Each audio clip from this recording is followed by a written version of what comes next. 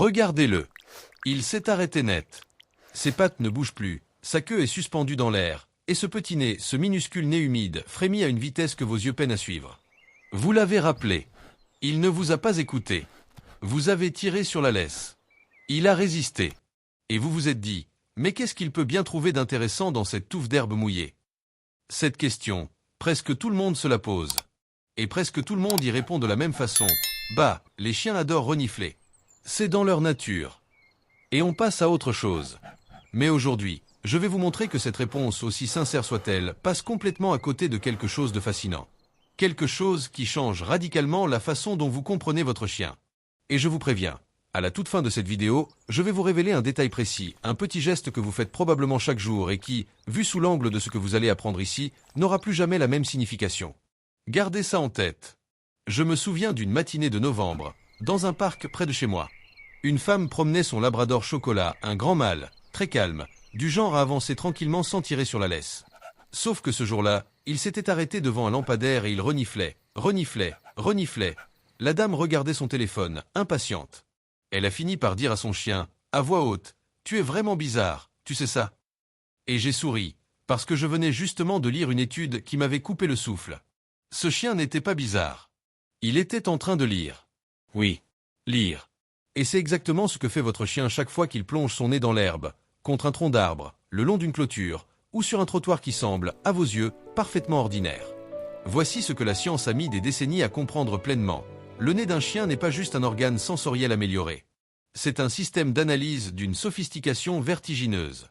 Un être humain possède environ 5 millions de récepteurs olfactifs. Votre chien, selon la race, en possède entre 150 et 300 millions. Mais ce chiffre seul ne raconte pas encore toute l'histoire. Ce qui rend le nez canin véritablement extraordinaire, c'est la façon dont il traite l'information. Imaginez que vous entrez dans une pièce et que vous sentez une soupe qui mijote. Vous percevez une soupe. Votre chien, lui, perçoit le bouillon de bœuf, les carottes, le sel, le poivre, l'eau du robinet qui contient du chlore, le plastique de la cuillère qui a légèrement chauffé et la transpiration légère de la personne qui a cuisiné. Il ne perçoit pas le tout. Il perçoit chaque couche séparément. C'est une différence fondamentale. Les neuroscientifiques appellent ça la dissociation olfactive. Et c'est cette capacité qui transforme chaque espace que votre chien traverse en quelque chose qui ressemble, pour lui, à une bibliothèque vivante. Mais attendez. Avant d'aller plus loin, je dois vous parler d'un phénomène que la plupart des vétérinaires comportementalistes ne mentionnent même pas en consultation. Quelque chose qui se passe dans les toutes premières secondes du reniflage et qui explique pourquoi votre chien, parfois, semble complètement ailleurs, même si vous êtes là, juste à côté de lui. Restez avec moi, parce qu'on va y revenir dans quelques minutes, et ça va tout changer. Revenons à cette touffe d'herbe. Pour vous, c'est de l'herbe. Pour votre chien, c'est un carrefour d'informations stratifiées dans le temps. Voici ce qu'il lit réellement. Premièrement, il identifie quels animaux sont passés par là et pas seulement l'espèce. Il peut détecter s'il s'agissait d'un mâle ou d'une femelle, d'un individu dominant ou soumis, d'un animal en bonne santé ou stressé. Les hormones de stress, principalement les glucocorticoïdes, s'échappent dans l'urine et la sueur des glandes plantaires, et votre chien les lit comme vous liriez une expression sur un visage. Imaginez le cas de Luna, une border collie de 4 ans dont me parlait un comportementaliste lors d'un séminaire il y a 2 ans. Luna refusait systématiquement de passer par une ruelle particulière lors de ses promenades. Sa maîtresse pensait que c'était une phobie irrationnelle. En réalité, un chat errant très agressif passait régulièrement par cet endroit et laissait des marquages olfactifs chargés en phéromones de stress et de dominance. Luna ne faisait pas un caprice. Elle lisait un panneau d'avertissement. Deuxièmement, et c'est là que ça devient vraiment vertigineux, votre chien peut déterminer à quel moment ces traces ont été laissées. Son système olfactif est capable de percevoir le gradient de concentration des molécules volatiles. Une odeur fraîche et dense, concentrée, intense. Une odeur ancienne et diffuse, effilochée par le vent et le temps. En analysant cette différence, votre chien reconstruit une chronologie. Il sait si le chien du quartier est passé il y a 10 minutes ou il y a 3 heures. Il sait si la chatte du voisin a traversé le jardin cette nuit ou la nuit précédente. Et si je vous disais que ce que votre chien fait quand il renifle le sol, c'est exactement ce que nous faisons quand nous regardons les réseaux sociaux? Attendez, laissez-moi vous expliquer. Nous scrollons pour avoir des nouvelles des autres. Qui a posté quelque chose de nouveau? Que s'est-il passé depuis hier? Est-ce que quelqu'un cherche à nous contacter? C'est un comportement social ancré dans le besoin de cartographier notre environnement humain. Votre chien fait exactement la même chose. Il scrolle le monde. Sauf que son fil d'actualité est une prairie. Maintenant parlons du comment. Parce que ce n'est pas l'herbe elle-même qui contient ces informations. Ce sont les dépôts que les animaux y laissent, et ces dépôts proviennent de sources multiples que beaucoup de gens ignorent. L'urine, bien sûr, est le médium le plus connu. Mais ce que l'on sait moins, c'est que les chiens possèdent des glandes sudoripares entre les coussinets plantaires. Chaque pas qu'un animal pose sur le sol laisse une microtrace chimique, une sorte d'empreinte olfactive invisible. Votre chien ne renifle donc pas seulement les endroits où d'autres chiens se sont arrêtés. Il peut suivre le chemin exact qu'ils ont emprunté, pas après pas. C'est pour ça que les chiens de pistage peuvent suivre une piste sur des kilomètres. Ils lisent une route que personne d'autre ne voit. Il y a aussi les glandes anales, les glandes faciales, les sécrétions salivaires. Chaque contact qu'un animal a avec son environnement laisse une signature. Et votre chien, quand il renifle méthodiquement une zone, ne fait pas que percevoir ces signatures. Il les croise, les compare, les analyse.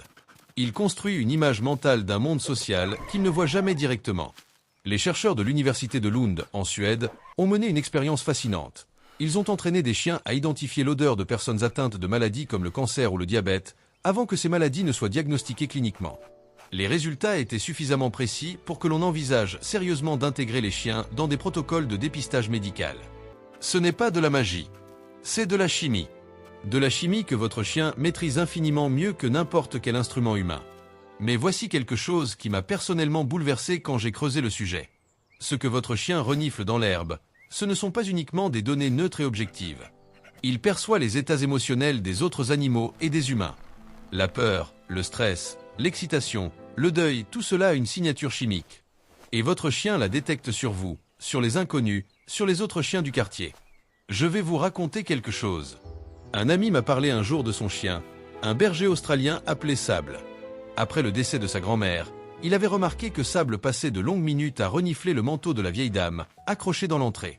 Il pensait que son chien cherchait simplement la familiarité d'une odeur connue. Mais les comportementalistes pensent que ce comportement va plus loin. Sable percevait probablement la disparition progressive de l'odeur vitale, ces molécules complexes que nos corps produisent en vivant et qui s'évaporent après la mort. Il comprenait, à sa façon, que quelqu'un ne reviendrait plus. Je sais que ça peut vous sembler douloureux à entendre. Mais je vous le dis parce que c'est important. Votre chien n'est pas spectateur de votre vie émotionnelle. Il en est un lecteur silencieux et constant. Si vous êtes encore là à ce stade de la vidéo, je voudrais vous dire quelque chose directement. Vous ne regardez pas cette vidéo par hasard. Les personnes qui prennent le temps de comprendre leur chien à ce niveau-là, pas juste l'éduquer, mais vraiment le comprendre, ce sont des personnes qui ont une relation différente avec leur animal. Plus profonde, plus honnête, et souvent, plus apaisée. Si vous voulez continuer à explorer ce monde-là, abonnez-vous à la chaîne. Pas parce que l'algorithme a besoin de vous, mais parce que les prochaines vidéos vont aller encore plus loin dans ce que la science nous dit sur la façon dont votre chien vous perçoit, vous. Activez la cloche, parce que certaines de ces vidéos ne remontent pas dans les recommandations et je ne voudrais pas que vous les ratiez. Bien. Continuons. Il y a un élément dont je n'ai pas encore parlé, et qui est pourtant au cœur de tout ce que nous explorons aujourd'hui. L'organe voméronasal, aussi appelé organe de Jacobson. Situé dans le palais, il est connecté directement à une zone du cerveau qui traite les informations sociales et hormonales, une zone qui, chez l'humain, est considérablement réduite, voire vestigiale. Chez le chien, elle est active et fonctionnelle. Cet organe ne traite pas les odeurs ordinaires. Il détecte les phéromones, des molécules chimiques qui transportent des messages biologiques précis. Des messages sur le statut reproductif, sur l'état de santé, sur les liens sociaux. C'est grâce à cet organe que votre chien sait, avant même de vous regarder, si vous êtes heureux ou anxieux quand vous rentrez à la maison. C'est lui qui lui permet de détecter la grossesse chez une femme, parfois avant que le test ne soit positif. C'est lui qui lui permet de sentir une crise d'épilepsie imminente chez son maître, plusieurs minutes avant qu'elle ne se produise. Ces chiens d'assistance médicale ne sont pas dressés à reconnaître des signes visuels, comme on le croit souvent. Ils perçoivent des changements biochimiques dans l'air exhalé, dans la sueur, dans le sang. L'organe de Jacobson est leur satellite. Et votre chien de compagnie, même s'il ne sauve pas de vie, utilise ce même système chaque jour. Vous vous souvenez ? Au début, je vous ai dit qu'il y avait quelque chose qui se passe dans les premières secondes du reniflage, quelque chose que même les vétérinaires mentionnent rarement. Voici. Quand votre chien plonge son nez dans une nouvelle odeur, il n'inspire pas d'un seul coup. Il effectue une série de petites inspirations rapides et rythmées. Ce pattern respiratoire, qu'on appelle le sniffing flehmen dans certaines variantes, permet de concentrer les molécules odorantes dans une zone précise du nez là où se trouve la plus grande densité de récepteurs. C'est une technique, un processus actif. Votre chien optimise sa propre respiration pour maximiser la quantité d'informations qu'il peut extraire. Et pendant ces premières secondes, son cerveau entre dans un état que les neurologues comparent à ce qui se passe chez l'humain lors d'une reconnaissance faciale intense. Il mobilise des ressources cognitives considérables. Il est, littéralement, en train de se concentrer. Ce n'est pas de la distraction, c'est de la lecture active. Parlons maintenant de mémoire. Parce que le reniflage ne serait pas si précieux si les informations collectées s'évaporaient immédiatement. Et elles ne s'évaporent pas. Les études sur la mémoire olfactive chez les canidés montrent que les chiens peuvent se souvenir d'une odeur spécifique pendant des années. Des années. Un chien retrouvé après un long séjour dans un refuge reconnaît immédiatement l'odeur de sa famille d'origine. Des chiens de recherche ont retrouvé des pistes vieilles de plusieurs jours. La mémoire olfactive semble être, pour les chiens, ce qu'est la mémoire visuelle pour nous, leur mode de stockage d'informations le plus robuste, le plus durable, le plus émotionnellement chargé. Ce qui signifie que quand votre chien renifle un endroit où vous êtes déjà allés ensemble, il ne perçoit pas seulement une information. Il retrouve un souvenir, il se rappelle de vous. De ce moment précis. De comment vous étiez ce jour-là. Imaginez le cas de Théo, un Jacques Russell de 7 ans, dont le propriétaire, un homme qui travaillait beaucoup, rentrait souvent tard le soir. Il m'a confié quelque chose d'étrange. Théo s'installait devant la porte d'entrée environ 20 minutes avant qu'il n'arrive, même les jours où les horaires variaient, même quand sa femme ne savait pas encore à quelle heure il rentrerait.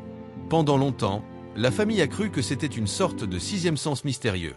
En réalité, des chercheurs ont démontré que les chiens peuvent détecter, dans l'air, des particules de l'odeur de leur maître, des molécules transportées par les courants d'air depuis la rue, depuis la voiture, depuis l'ascenseur. Et ils commencent à s'agiter quand la concentration de ces molécules commence à augmenter. Théo ne prédisait pas l'avenir. Il lisait le présent avec une précision que ces humains ne pouvaient pas concevoir. Voilà. Je vous avais promis quelque chose au début, ce petit geste quotidien que vous faites et qui n'a maintenant plus la même signification. Je vais vous le dire. Pensez à ce moment où vous caressez votre chien en rentrant chez vous. Pas la grande retrouvaille explosive, je parle de ce petit moment discret, parfois automatique, où vous posez la main sur sa tête, sur son flanc, et vous continuez à regarder votre téléphone ou à enlever votre manteau. Vous pensez peut-être que votre chien ne fait pas vraiment attention à ces caresses distraites, qu'il préfère les grandes démonstrations d'affection. Mais voici ce que la science nous dit. Dans ce moment précis, votre chien pose son nez sur vos mains, vos vêtements, vos chaussures. Et en l'espace de quelques secondes, il reconstruit votre journée entière. Il sait si vous avez eu peur, si vous avez couru, si vous avez mangé, si vous avez croisé un autre chien, si vous avez été triste. Et après avoir tout lu, après avoir tout compris, il reste là, contre vous. Il ne juge pas. Il ne questionne pas. Il ne demande aucune explication. Il accepte simplement qui vous étiez aujourd'hui. C'est peut-être ça, le vrai secret du lien entre un chien et son humain. Pas la fidélité aveugle que les films nous vendent. Quelque chose de plus profond, une acceptation totale, fondée sur une connaissance que peu d'êtres humains seraient capables d'avoir les uns des autres. Les chiens vivent, en moyenne, 10 à 15 ans. C'est vertigineusement court à l'échelle d'une vie humaine.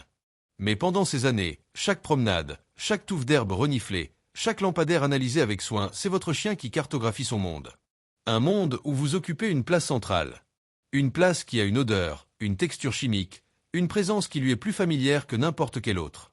Alors la prochaine fois que vous tirez sur la laisse en disant « Allez, viens, on n'a pas toute la journée », peut-être que vous pourrez vous arrêter une seconde. Le regarder. Et vous rappeler qu'il n'est pas simplement en train de renifler de l'herbe. Il est en train de lire le monde. Un monde qu'il partage avec vous, dans une langue que vous venez tout juste d'apprendre à reconnaître. Merci d'être resté jusqu'ici.